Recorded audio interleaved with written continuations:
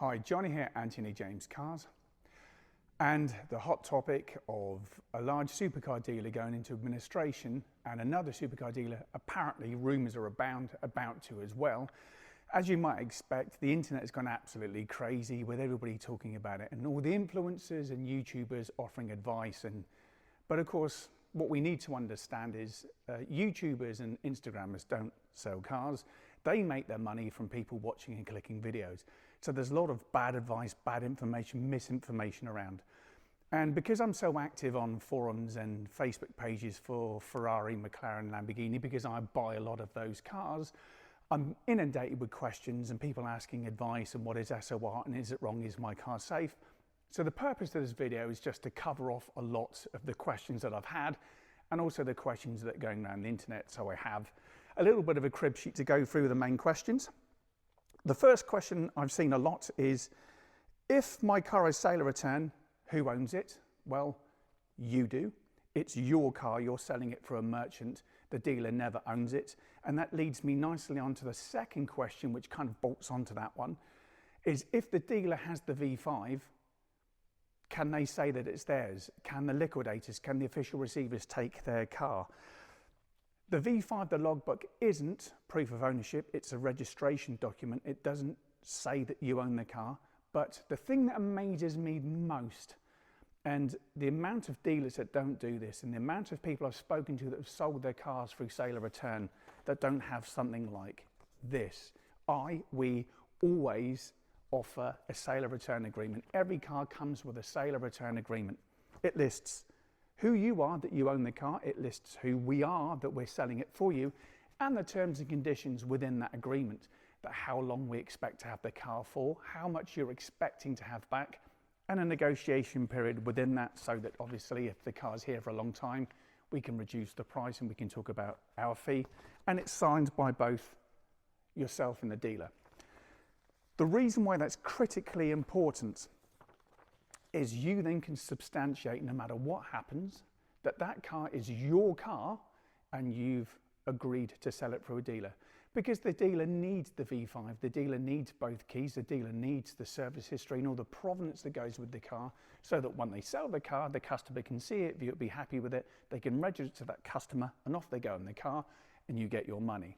So the V5 isn't proof of who owns the car.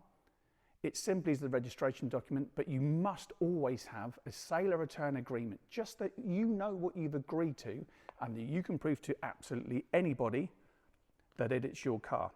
The other question I've got quite often I've seen is, I've heard that liquidators are taking customers' cars. Well, again, that comes back to the previous question. And it is plausible, and I know it has happened before, and I'm not saying that the company that's gone into liquidation has done this, and I'm not saying for a second that the other company that's apparently in trouble has done this. But there is a thing within the industry called a stocking loan, where once a car's on site, you can send it through to a finance company to fund your car for you for 60, 70, 80, 90, 120 days. So there will be funding against that car for a limited period. So a liquidator may have a problem with that. But it comes down to, again, having the sale or return agreement. If you sold your car to a dealer, there would be a purchase invoice. And that's what the liquidator and the receivers will be looking for, a purchase agreement to say that they bought that car, that they own it. Even if it's a nefarious company and they've produced a false purchase invoice for your car, as long as you have your sale or return agreement dated and signed by the dealer and by you, you can prove irrevocably that that is your car and you can go and take your car back. So I don't know, and I've never heard of the receivers taking people's cars. I've heard them taking cars owned by dealerships to settle, to pay bills. But as long as you've got your sale or return agreement and you've done the due diligence, your car is yours, it's perfectly safe. So the question that's coming up quite often because of what's going on at the moment, what are the benefits of sale or return? Why would you sale or return a car to a dealer?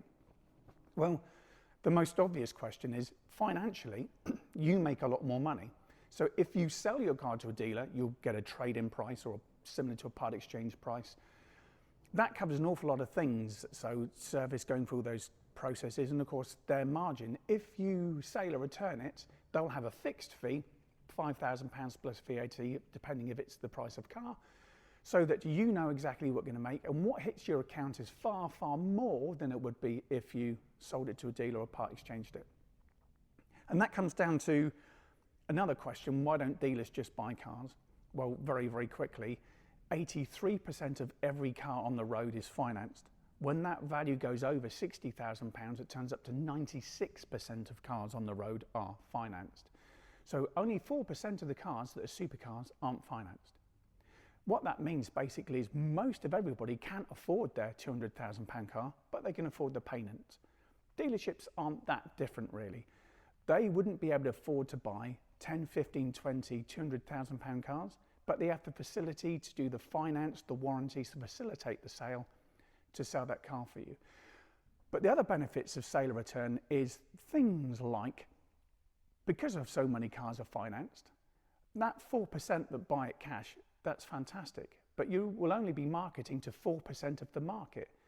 That other 96% will need to finance the car. And if you sell your car privately, you won't be able to arrange finance on the car. But most cars have a part exchange. You're not going to want a part exchange car, you're trying to sell a car. And that part exchange is very probably going to have finance on it as well. And again, likewise, do you want, and we're going to go on about Nico's Lamborghini later on in this video because it touches a very serious subject. You don't want somebody bringing their car back if there's a problem to your drive, complaining about the car. And do you want people knowing where you live when you're selling a £150,000, £200,000 car? Probably not. There's a lot of safety and a lot of benefits to doing sale or return. It's the reason why it's been around for such a long time. One other thing I've heard is people saying, why haven't owners been paid for their cars? Well, they should have. Within the terms and conditions of your sale or return agreement, there may be a very, very small delay. And as long as it's outlined in the sale or return agreements, as long as it's in this document, you can explain the reasons why. Reasons can be simply that a guy could be part exchanging a £100,000 car, he could be part exchanging a £100,000 car, and he could be putting, I don't know, £30,000 of his own money in towards the deposit. And on the day of collection, when he goes to pay his balance, he probably could possibly pay by card. And the problem with a card payment is it takes about 5 days for that money to hit your account. If it's over a weekend, it could be 7 days. So though the dealership has been paid for the car and the money can't not arrive, and the customer has driven away in the car, there is a little bit of a delay for the money to hit your account. And there can be other things like settling finance and other cars that goes through the process. As long as you're informed and there's a backstop and you are aware of how long it would take to be paid, you should be absolutely safe. But there is no reason at all why people haven't and shouldn't be paid for the car other than it's a bit of a dodgy company. So from a buyer's point of view, the questions have been asked: if I bought a car on SOR, how do I know it's mine? Well, it's exactly the same as buying a car that a dealership owns. You will be paying for the car, you'll have an invoice for the car, and you will have the V5 and the service history. But again, every car that we sell, we give them a pack. It tells you the details of the cars, the invoice of the car, and it also has an Experian report showing that that car is clear of any finance, lien or encumbrance. It shows that nobody else has a title on that car. Every car that you buy, you should have that. If the dealership doesn't do it, request it, and if they won't do it, it's very easy for you to do it yourself. So before you drive away, just make sure that that is your car. It's very, very easy to do. Again, another question being asked is, why don't dealers just buy the cars? Well, I've kind of covered that off in the buyer's one. Cash flow, basically. Most dealers won't be able to buy 10, 15, 20, £200,000 cars. It's such a massive amount of money, but they will be able to sell your car. And it's, you know, most supercar dealers, cars are on SOI, even main dealers, a lot of cars are on sale or return, because it allows them to make money and sell nice cars, but also it allows them to return you more money in your pocket than it would be if you were selling it to the dealer. If it's a sale or return car, and this is the important one that I need to stress, and a lot of buyers have asked this on the back of the YouTuber Nico and his video about being scammed, and we're going to deep dive into that a little bit. If it's a sale or return car, who am I buying the car from? And if you watch Nico's video, I'll put a link to it in the video below. It's a very, very important thing. If you're buying a car from a supercar dealer, you are able to ask, is it sale or return? They shouldn't have a problem telling you, yes, it's a consignment car, because it makes no difference. If you're buying the car from a supercar dealer, you're buying it from the supercar dealer. And it's a really nasty, dirty trick that a lot of people do, and how Nico got caught. Apparently, and I don't know this is true, apparently, but I have heard of it before, the dealers have said, hey, look, Mr. Customer, I'm selling it on behalf of someone else, so if you're happy with the car, you pay me my commission and you pay the customer direct for their car. So let's say £150,000 car, they say, you pay me £5,000 and you pay £145,000 to Mr. So-and-so who actually owns the car. Don't ever, ever, ever, ever, and I can't stress enough, ever do that.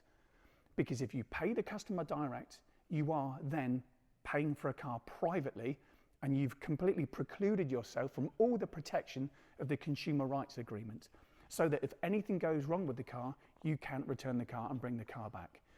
If you're buying a sale or return car, you are buying it from the dealer in the same way as if it was a car that they owned. And I cannot stress that enough. If you buy a car, make sure you only ever pay the dealer the full amount. And this comes back to the problem car. I'm going to deep dive a little bit into what happened with Nico and the supercar that he bought his Lamborghini. The reason why he wasn't able to get full coverage and the backup of consumer rights, and it is there to protect you and it's there to protect the dealer as well, is because he sent the money to a private individual and he didn't pay the dealership directly, apparently. And I have heard of this before. But with the issue that he had with this car, it had a little bit of a mismatch on the bonnet, and there was what turned out to be a gearbox problem. So I'm going to play devil's advocate on this one very quickly. Most cars, most supercars will be driven hard, track days, driving tours. It's very, very plausible that they will have stone chips blown in, and it's very plausible that there may not be a perfect colour match, and that's okay. You should be able to talk to the dealer and say, I'm not happy with that, and they should address it and put it right. That's absolutely fine. Every single car that I sell has a year's warranty on it, and it's the best warranty that money can buy on that car. If I can get a manufacturer's warranty, it will be manufacturers, like things like 65 plate McLarens. They don't really like putting warranties on the car. I put a warranty in the car that's a facsimile of that warranty. The reason why I'm stressing that point is the main thing for me that went wrong, other than the payment with Nico Leonard's car, is the dealer should have put his arm around the deal, said to the customer, hey, look, we'll look after you, we'll get it done right. I've had a very similar issue with a Ferrari that had a gearbox problem. The bill was £19,000 and our warranty covered it like that. It's what the warranty's for. And it's to give you that complete peace of mind. But what Nico Leonard should have felt happy about is he had a problem within that first 6 months, which means it is the dealer's problem, not his. So the dealer should have gone, yeah, okay, there's a problem. Let us take the car back, let us get the problem resolved and get it back to you. And that's what the warranty's for, to make sure you have absolute peace of mind. But just to address it from a buyer's point of view, if you are buying a car from a supercar dealer, only ever pay the supercar dealer, never pay a private individual for the car. You should always ask for and always have a HPI report and Experian report to show that there's no title lien or encumbrance on the car, so that you know that the car you're buying is yours, that you've paid for it. You should have the invoice, you should have the service data, you should have both keys, you should have the V5, and then happy days, you're good to go. And you should have a really, really good warranty with the car. If you have to pay for that warranty, so be it, but wherever possible, make sure you have a full year's warranty with the car. So that's basically it, sale or return in a nutshell. If you've got any further questions, do drop me a line and I'll do my very best to address them. And wow, there's a massive storm just hitting. But anything else, add me a comment. I'm Johnny Anthony James Cars. Hope you like the video.